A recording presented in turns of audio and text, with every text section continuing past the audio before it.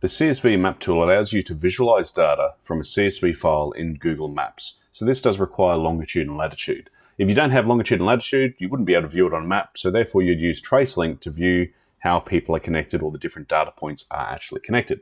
But with the CSV map tool, we can view the data in Google Maps. So we can download a sample file here so we can visualize what it looks like. The sample table headers are here as well. So this is the data we do actually need to see. So a title, description, longitude, latitude, and a date. So if we choose a file from our computer, if we already have one on hand,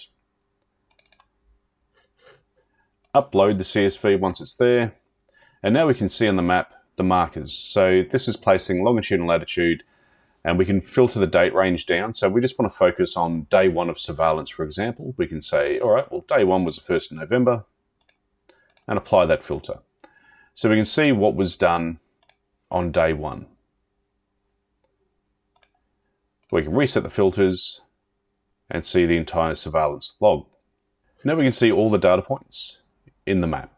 And we can press play down here to view and pause if it goes too far. So we click pause on this one. Meeting with contact near Brisbane, meeting with contact recorded during travel near Brisbane, and the date that occurred.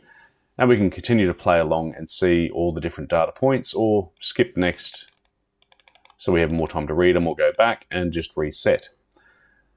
We can also see a basic analysis of what happened. So we've got 40 data points, the clustering of those data points, the most visited location, distance traveled, and time spent on surveillance. So it gives us a basic overview of what's happened during that investigation. And so sometimes it helps with an investigation to do your analysis to see where you traveled, how long the distance was, the time, and what actually happened through that. So this gives you another way to review surveillance logs and present it to clients.